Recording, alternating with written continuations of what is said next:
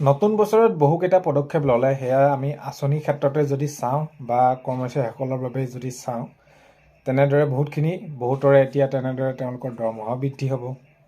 এতিয়া নতুন আঁচনিৰ ক্ষেত্ৰত যদি চাওঁ নতুনকৈ সেইখিনি ছাত্ৰসকলৰ বাবে বাবু আঁচনি, অৰুণোদয় আঁচনি মহিলাসকলক দিব 8,000কৈ টকা, উদ্যমিতা আঁচনি চেক সেইখিনি বিতৰণ কাৰ্যসূচী হৈয়ে আছে। আৰু আমি যদি চাওঁ তেনেহ'লে এই যি ছাত্ৰ ছাত্ৰীসকলৰ বাবে সেইখিনিও তেনেদৰে নিযুত মইনা আঁচনি, মুখ্যমন্ত্ৰী আত্মনিৰ্ভৰশীল আঁচনি, তো বিভিন্ন ধৰণৰ আঁচনি ৰূপায়ণ তেনেদৰে কৰিছে। বাৰু যি কি নহওক এইখিনি আঁচনি ৰূপায়ণ কৰিছে। এতিয়া যদি আমি অৰুণোদয় 1250 টকাকৈ মাহে পাই আছে, আমি যদি সেইখিনি চাওঁ বহুত ভাগে কয় সেইটো এটা 1250 টকাৰে ভালমানখিনি তেওঁলোকৰ ঘৰ চলে মাহেকৰ মূৰত। কাৰণ কেলৈ আমি কাক সুধিব লাগিব? যিজন অৰুণোদয় হিতাধিকাৰী যিসকলে পাইছে তেওঁলোকক সুধিব লাগিব যে সমস্যাটো সমাধান হৈছেনে? নিশ্চয় হৈছে। বাৰু ঠিক আছে, সকলোখিনি আদৰণীয় পদক্ষেপ।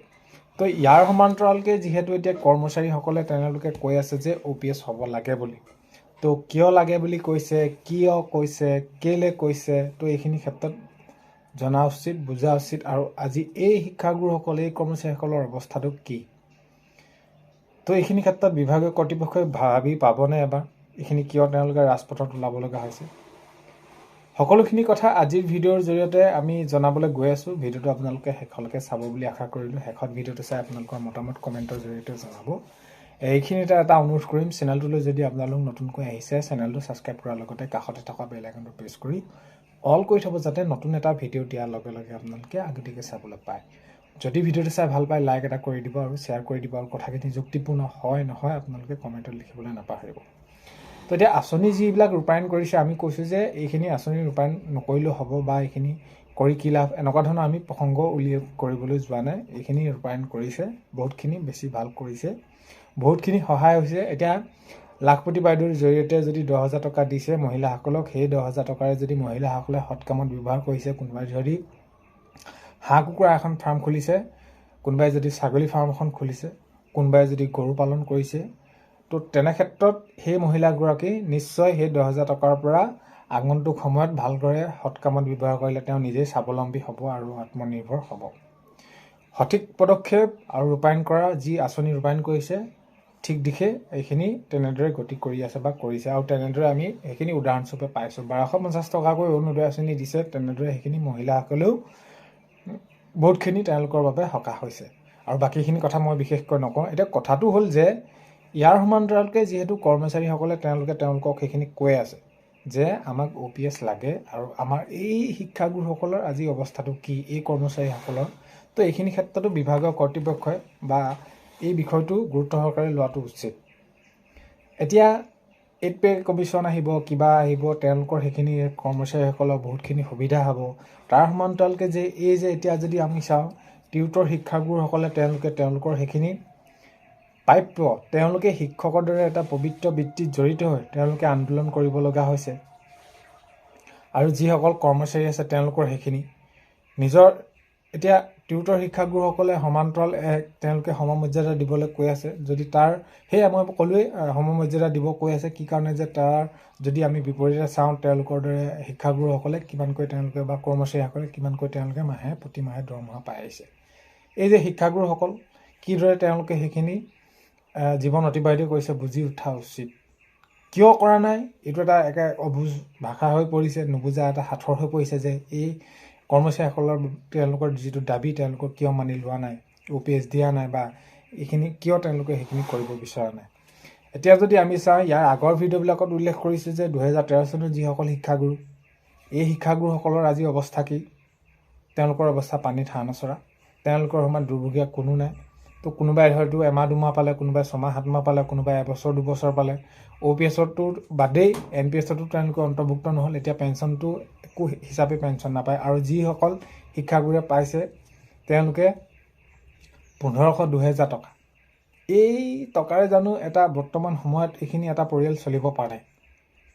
তো আচলতে সকলোকে সমান চকুৰে তেনেদৰে চাব লাগে। আৰু এইখিনি ক্ষেত্ৰত যিহেতু দাবী জনাই আছে, তেওঁলোকে কৈয়ে আছে। আৰু এতিয়া যদি আমি নতুন বৰ্ষত চাওঁ, মাননীয় মুখ্যমন্ত্ৰী মহোদয়ে বিভিন্ন দিশত তেনেদৰে সেইখিনি কি কৰিলে, বহুতখিনি কাম কৰাৰ তেনেদৰে সেইখিনি কাৰ্যকৰী দিশে হোৱাৰ দিশে সেইখিনি কামখিনি কৰি গ'ল। আৰু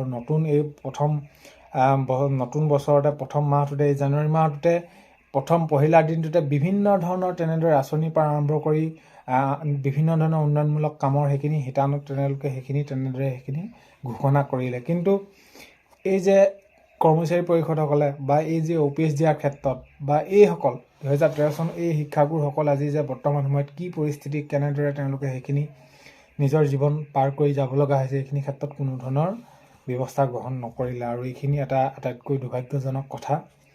এটা সময়ত এই শিক্ষাগুৰুসকলে এতিয়া টিউটৰসকলে শিক্ষাগুৰুসকলেতো তেওঁলোকে দাবী জনাই আছে তেওঁলোকৰ সেইখিনি বিচাৰি। আৰু বাকী যিসকল কৰ্মচাৰী আছে, অকল মই এইখিনি কথা কোৱা নাই, টিউটৰ শিক্ষাগুৰুসকলৰ কথা কোৱা নাই, 2013 সেইসকল শিক্ষাগুৰুসকলৰ কথা কোৱা নাই। সকলোখিনি যেনেদৰে OPS বিচাৰি আহিছে, এতিয়া যিদৰে তেওঁলোকৰ সেইখিনি তাৰ সমান্তৰালকৈ যিসমূহ কৰ্মচাৰী আছে তেওঁলোকৰ বাবে যিমান সা সুবিধা, এই কৰ্মচাৰীসকলৰ এতিয়া আজি অৱস্থাটো কেনেধৰণৰ। সেইবাবে OPS পাব লাগে তেওঁলোকে। আৰু বিশেষকৈ 2013 চনৰ যিসকল শিক্ষাগুৰু 1 টকাও নোপোৱাকৈ অৱসৰ গ্ৰহণ কৰিলে, কোনোবাই এমাহৰ দৰমহা, কোনোবাই 2 মাহৰ দৰমহা, এতিয়া পেঞ্চন হিচাপে একো নাপায়। তো তেওঁলোকৰ বাবেতো কিবা এটা যেন সুবিধা কৰি দিব নাপায়, নিশ্চয় পায়। যদি এইখিনি বিষয়ৰ ওপৰত মাননীয় মুখ্যমন্ত্ৰী মহোদয়ে গুৰুত্ব সহকাৰে কৰোঁ বুলি ভাবে, তেনেহ'লে বহুত বেছি টকাৰ প্ৰয়োজন নাই। তেওঁলোকক এককালীনভাৱেই হওক 10 লাখ, 12 লাখ, 15 লাখ, 20 লাখ যি যেনেধৰণে নহয় তেওঁলোকে সেইখিনি দিয়াৰ ক্ষেত্ৰতো কমেণ্টত আহি থাকে এইবিলাক কথা। তো মাননীয় মুখ্যমন্ত্ৰী মহোদয়ে এবাৰ বিবেচনা কৰি চাওক, ভাবি চাওক। কাৰণ কেলৈ সঁচাকৈ এই শিক্ষাগুৰুসকলৰ অৱস্থা একেবাৰে পানীত হাঁহ নচৰা, একেবাৰে দুৰ্ভগীয়া এই শিক্ষাগুৰুসকল। তো কেনেদৰে তেওঁলোকে দিন পাৰ কৰিছে বিশেষ বহলাই কোৱাৰ প্ৰয়োজন নাই। আৰু এই যে OPS পাব লাগে বুলি কৰ্মচাৰী পৰিষদসকলে তেনেদৰে তেওঁলোকে সেইখিনি কৈ আছে। আৰু এইখিনি ক্ষেত্ৰতো সেইখিনি তেওঁলোকে সংগ্ৰাম চলাই গৈয়ে আছে যে আমি পাব লাগে, এইখিনি কৰি দিব লাগে। তো এইখিনি ক্ষেত্ৰতো কিয় বুজি উঠা নাই, সেইটো এটা নুবুজা হাথৰ নিচিনা হৈ পৰিছে। তো আগন্তুক সময়ত দেখা যাওক কি কেনেদৰে লয়। বাকী আৰু যিখিনি যেনেদৰে আঁচনি ৰূপায়ণ কৰিছে আমি তাত একো ক'ব লগা নাই, ঠিকেই কৰিছে বা কৰি গৈছে। কিন্তু ইয়াৰ সমান্তৰালকৈ এই সমস্যাখিনিওতো দূৰ কৰিব লাগে। তেতিয়াহে এই শিক্ষাগুৰুসকল হওক বা এই কৰ্মচাৰীসকল তেনেদৰে তেওঁলোকৰ সমস্যাসমূহ দূৰ কৰি, অৰ্থাৎ কেনেদৰে বৰ্তমান সময়ত চলিব ইমান কম পইচা। টিউটৰসকলে এতিয়া 10-12 হাজাৰ টকা পায়। বাকী 2013 চনৰ শিক্ষাগুৰুসকলৰ কথাটো নকওঁৱেই কেনেকুৱা ধৰণৰ কি। তো সেইখিনিয়ে ক'ব লগা, আৰু বিশেষ বহলাই কোৱাৰ প্ৰয়োজন নাই। কথাটো হ'ল কি, এই শিক্ষাগুৰুসকলৰ হৈ চিন্তা কৰাৰ প্ৰয়োজন আছে বুলি মই ভাবোঁ। তো ভিডিঅ'টো শেষলৈকে চোৱাৰ বাবে বহুতেই বেছি ধন্যবাদ। অন্য এটা ভিডিঅ'ৰ সৈতে লগ পোৱাৰ আশাৰে আজিলৈ ইমানেই। আৰু এই যে কথাখিনি বাৰে বাৰে কৈ থকা নিচিনা একেখিনিৰ দৰে লাগে, কিন্তু কৈ নাথাকে নোৱাৰি। কিন্তু এই শিক্ষাগুৰুসকল যিটো কষ্টৰ মাজেৰে আছে কৰ্মচাৰীসকল, সঁচাকৈ ভাবিবলৈ বহুত এটা দুখ লগা বিষয়। তো অন্য এটা ভিডিঅ'ৰ সৈতে লগ পোৱাৰ আশাৰে আজিলৈ ইমানেই।